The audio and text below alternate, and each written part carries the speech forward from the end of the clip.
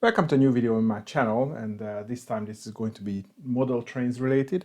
And here I'm going to show you how I implemented automatic pantograph control for my Benachem E41 or DB class 141 electric locomotive. And I think this is a rather old model. I don't really have enough information on when it was manufactured, but it came with a with a pantograph which was obviously not automated. So I thought this is going to be a nice project for me to add. So here I'm going to explain you how I did that. So how the pantographs are working. Sorry, I need to enable the decoder. So how it is working physically, how I managed to add the pantograph control to this older model. And then I'm also going to show you how you can program it in the LokProgrammer using the using an ESU LokSound decoder.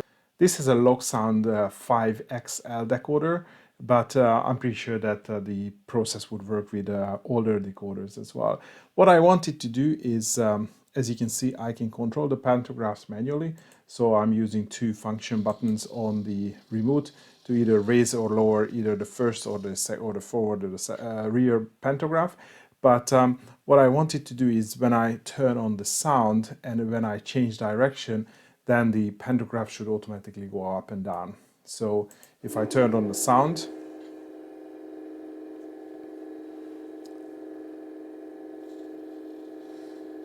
then the pantograph goes up,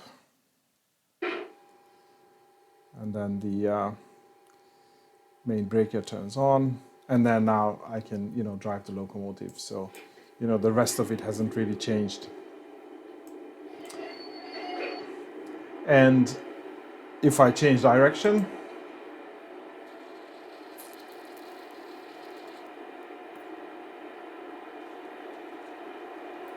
then the pantograph switch over. And if I turn off the sound, then the pantograph goes down. So this is how much I managed to do. And there are a few things which I don't like of this solution, but I haven't managed to fix it. First of all, the way these movements work mechanically is, as you can see, the the top of the pantograph doesn't remain level. So the way I'm pulling this pantograph down, they tend to just skew into one direction and they stay that way. I couldn't really do anything about that, or at least not now. And the second issue is that so far I've done the configuring the servo and the motion control. I still have to play more with sound because it's not perfectly synchronized with the startup sound. So for example, in the startup sound, maybe you couldn't hear the sound of the arcing, and that happens after the pantograph physically goes up. And also when I change the pantograph over, I think there are some sounds how some of the contactors kick in the loco, but there is no sound of arcing, so that is missing what you would hear when you lower the pantograph or when you put the new one up. So, but I think these are minor things, and these are more like sound specific controls. First of all, I just wanted to get the physical setup complete. And unfortunately, I wasn't able to find any videos on this on YouTube, so hence I created this tutorial. So you can follow if you want to do something similar. Okay, so let me talk about the physical control first. Normally, I mean, this is based on what I've seen on the internet because this is my first electric locomotive. So normally what happens if the electric locomotive is fitted with automatic pantographs from the factory, usually there is a rod connected to this shaft, or maybe the shaft on the other side, which extends down into the body of the locomotive, and that rod is being pushed by a servo which makes this rod rotate, and that's how you can lower or raise the pantograph. And I mean, obviously I didn't want to disassemble this pantograph. I wasn't sure if I would be able to solder anything to this rod. This is most probably brass, so I could have done it, but that would involve the complete disassembly of the pantograph, which I didn't want to do. And the other solution which I have seen in YouTube is the one where there is a very fine wire attached to the top of the pantograph, and then basically that lowers and that basically pulls it down. And when you let this wire go, then the springs on either side would make sure that the pantograph is raised. And I'm not sure how much you can see here, but in this particular model, there are two small rods here just below the, I don't know how it's called, the running surface. And so what I have done, I've created sort of like a V-shaped small brass piece. This is basically just a strip of brass. And I mean, I pushed the inside of it because I was hoping that if the the point where I pull on this is lower than these two rods, that would make these rods not to rotate, but they do rotate anyway. And I created this brass rod, hopefully you can see that. I mean, as I said, it's like a V shape in the middle, and I drilled a 1mm hole, and then I thread this wire through, which is a 0.3mm stainless steel, basically cable. I was managed to buy that in a modeling shop, and that's thread through, and I just basically tied a knot on that so it doesn't, it doesn't go back. And then the end of the brass wire, I just folded through these two small wires, and that's how the whole thing works. So if I raise this pantograph, there is a delay just to synchronize with the sound as soon as possible. As you can see, it lets the servo lets the wire go, and then the springs would extend the pantograph. And that's how it works. And on the way back, the wire pulls on a pantograph, which then lowers the whole thing. And of course, I just had to make sure that I don't lower it enough so it doesn't go back up automatically. But this pantograph, well, the way I bought it secondhand, it didn't have that lower position. So even if I would push it down, it would always come back up no matter what I do. So it was a good idea that I added this automation because I had no other way of making sure that the pantograph stays down. And I basically have done the same thing on the other side. So in terms of the body modification, I only drilled a 1mm hole here. Of course, I tried to align this hole where the wire is going to come through. Originally, I was thinking that I would just tie the wire to one of these rods here, but that would always pull the pantograph unevenly. So that would always try to rotate this way or that way, depending on where the wire was. So this is when I come up with this method of trying to do this strip thing and in the middle pulling it down. But so that is even not perfect, but I think it's still a little bit better. But that means that now the hole is not aligned to this rod, but it's aligned to the middle. So it is rubbing a little bit on the chassis, but I don't think this stainless steel wire is going to let go, probably not for a couple of years. And if it does, then I just replace it. So before we move to the mechanism, let me just show you the LokSound XL5 decoder.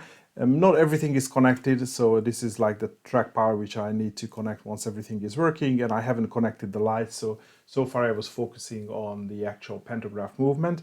And as you can see, I'm using two servos. So I think this is servo connection 1 and this is servo connection 2, and actually there are two more servo connections on the 5XL, and I'm just using regular 9-gram servos, so nothing special about them.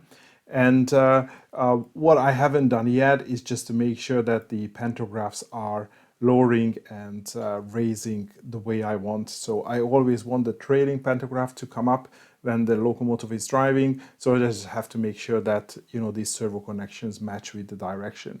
If they don't, I can just switch these wires here. Otherwise, I can just change in the configuration in the function mapping. So that's how it is wired to the controller or the LokSound. I mean, it's very easy because it comes with these plugs, so you just push them in and that's it. And now we are looking inside of the locomotive. So this is that's the roof, and you can't really see that, but just next to that brass wire, you can probably see the wire and then the hole where the wire feeds through and goes to the pantograph. So the idea was that Obviously this wire is getting pulled by a servo, and then oh yeah, I just configured the servo between the endpoints, so it completely raises the pantograph and it completely lowers it. So a couple of things which, I mean, modifications that you can obviously see is there was no place to mount the servo, obviously, so I just created this 3D printed bracket which is super glue or epoxy to the top of the roof. And then I also bend this guide wire from just a single core electrical wire. So as the wire comes through vertically, it can do like an almost 90-degree depending on the position of the servo. So it, you know, it doesn't rub against the chassis, but it sort of like rub against this copper surface. And this is something that I've again seen in one of the videos. So I thought I'm just going to implement the same thing. And of course, for the servos, the servo usually comes with these various length of arms. And I was thinking that maybe I can use the small arm or the middle-sized arm. But actually, it turns out that there is a fairly decent amount of travel with this pantograph. And it's probably going to be the same for other pantographs as well. I mean, if you have like an LGB model, probably it's going to have even more travel. So as you're going to see in the software, I mean, this is pretty much the full extent of the servo. So if I move this again, just have to bear with me for a second until we wait for the delay. So these are pretty much the full extent of these servos. As you can see, the wire is getting pulled, and the wire is a little bit loose. I think it probably is going to straighten out, and the springs in the pantograph maybe are just not strong enough. So I was measuring the servo travel, and I was measuring how much it takes for the pantograph to go up and down. So I had to use the biggest arm, tie the knot on the end position just to get the biggest amount of travel, and also keep in mind that these servo arms are pretty big, so I also have to make sure that they are not going to bump into either the LokSound or to the speaker as well. So I always thought that a gauge 1 chassis like this is going to have ample room, but it is actually not true. And of course, doing this whole thing was really difficult because you have to guide the wire and then tie a knot, move to the knot into position where you move and you want it, all doing it in this really small chassis. So sometimes I was working with pliers and this what is it, that's a plier as well, basically like 2 pliers, and trying to tie a knot. And this stainless steel is really springy, so it was it was an absolute nightmare. And even though the positions are not perfect and one of the pantograph is a little bit lower than the other one when it's fully extended, I don't care, I'm not going to tie this knot again. And probably you can see here that there was a knot here that was in the wrong position. I couldn't undo the knot. I didn't have more wire, so I just tied another knot on there. But it is working now. And this is the other pantograph. Sorry for the shaky cam, but it's really difficult to get these things in shot. So here I had to move the servo further out because then the speaker is somewhere here and the servo arm would hit the top of the speaker. So I just had to use a longer cable, and this seems to be a little bit more springy. Maybe I wasn't, this was easier to done. This was the first pantograph that I've done. For the other one, I was struggling a lot more, so I think I bent the wire a couple of places. This is why it is behaving differently. But as you can see, the wire goes that way and it threads through the copper wire guide, and then it goes through the hole. And if I raise it again, it's a fairly smooth motion. And then you can hear the servo now, but once the engine is running, you can't really hear anything. So it's not, it's not loud at all. Now you can see the whole setup from the top. So the 2 pantographs, and also you can see the LokProgrammer in the background. So I'm using it to program or connect it to the LokProgrammer. Okay, as you can see, this pantograph is a slightly bit lower than the other one, but yeah, that's how it is working at the moment. I mean, it is really fiddly to get this wiring right. And as you can see, this tends to move as well. So it is not perfect, but I think given these type of pantographs, this is the best I can do. As you can see, the wire is a little bit loose, so maybe I could use a slightly bit more spring tension on this one. Okay, let's go into the configuration. Just quickly, I want to show you that I've created two function buttons for the two pantographs. So this, I can use it to lower it or raise it manually. But of course, once I hit F1, then it does the same thing as well. So normally the pantographs would be lowered.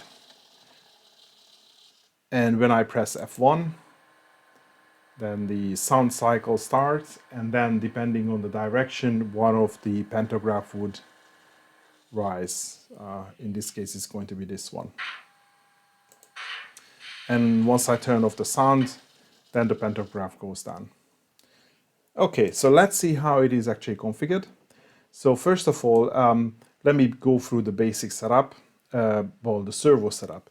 So we are going to use function outputs, and the Servo 1 and Servo 2 is actually aux 15 and aux 16. So I came here, I just renamed them to Servo. You have speed, like how long it takes to raise it and how long it takes to lower it, and also you have the two positions.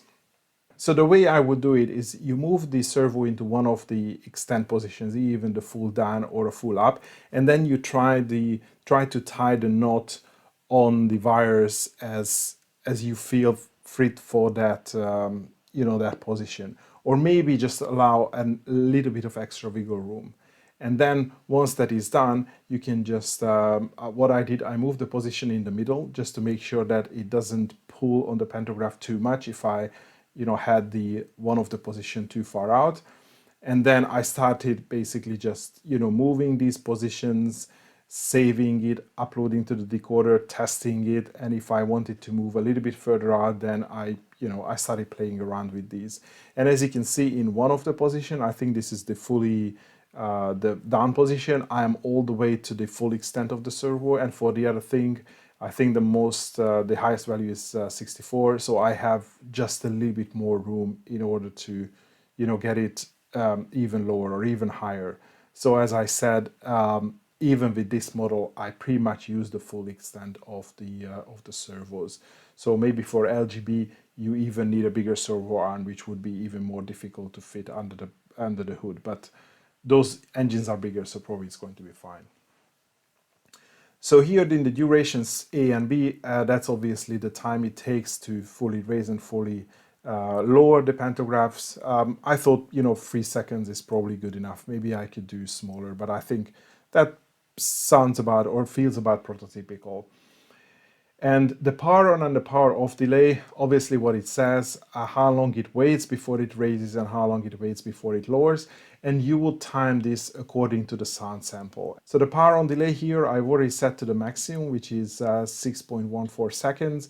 And for the sound sample, for this particular loco, which is a standard ESU sound sample, that arcing sound is actually at 9 seconds. So I mean, if I really want to fix it, I would need to download the sound sample, just edit it to a shorter sample, and the whole setup sequence, edit it to a shorter one, and then it would match to 6 seconds.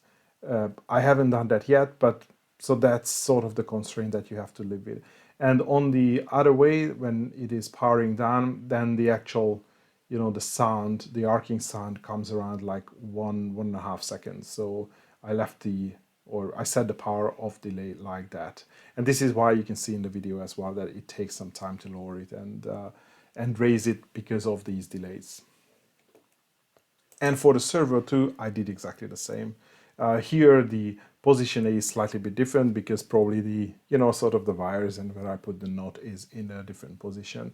And of course, if you just want to change the up and the down position because your servo is the other way around, then obviously you can just move this to 1 and this one to 45, and yeah, it will be just the other way around. So that's simple. So this is the initial setup for the servos and the servo outputs. And then in order to move or create them as a function button.